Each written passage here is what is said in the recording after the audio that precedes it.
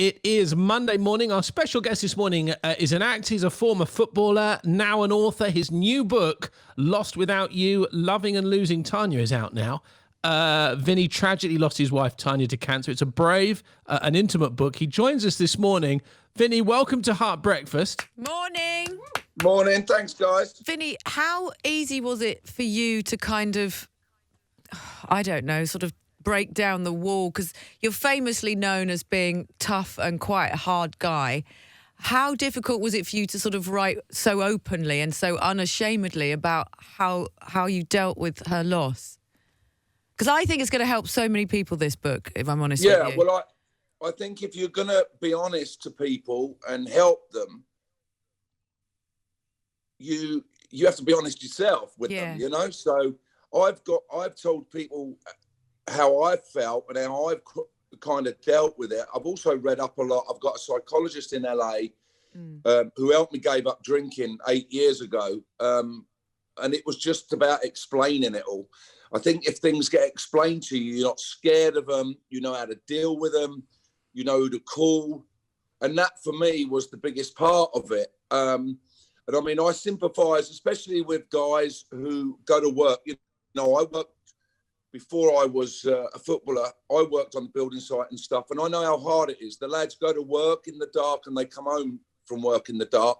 When do they get time to go and see somebody to deal with grief or alcoholism or drug addiction or whatever it may be, you know, losing somebody? So, you know, these things are hard. What I did to start off with, which encouraged me more, was start reading.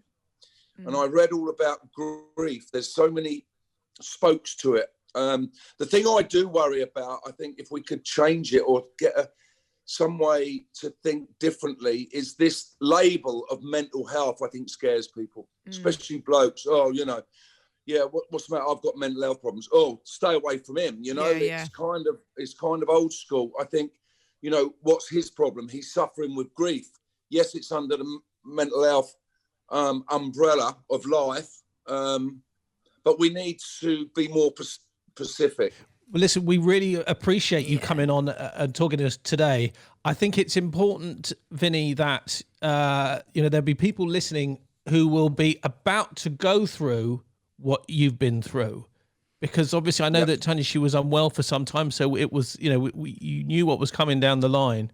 What would you say to them? What advice would you give them, those families that are going through that now? I would say read up on it. We didn't understand any of it, you know, so I think I should have started reading earlier.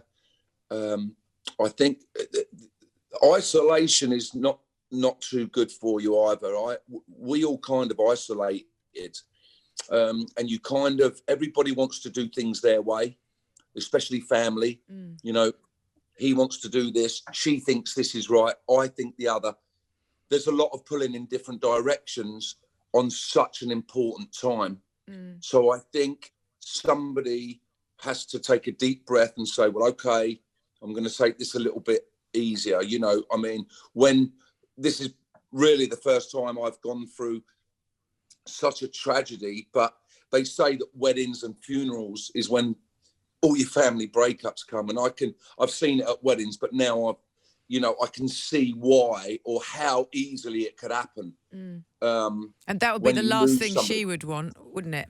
Yeah, but we're very strong. Yeah. Her mum and dad and brother and my daughter Kaylee, I was on the phone to her yesterday. Tanya's wish was for Kaylee to have her own house with her partner, and we've done that. Yeah. We've done that. So we fulfilled a couple of Tanya's wishes, which I think helps. If you can, you know, if there are things that needed to be done or wanted to be done. You know, when I'm in LA, I know Kaylee goes once a week. You have to the grave at Forest Lawn, but I think you have to grieve, let it out. Let it out. If it means going on your own, and you know, I've had some crying sessions in the car and stuff like that. Pull over and let it out. I would. I mean, it's the more you hold it in, the more it's gonna frustrate you. And that's what this anger part of it is, I think, is frustration, and you just cannot accept it, you know. But as I say, then the fatigue will step in, and it's very difficult. But you know, keep in touch with your loved ones.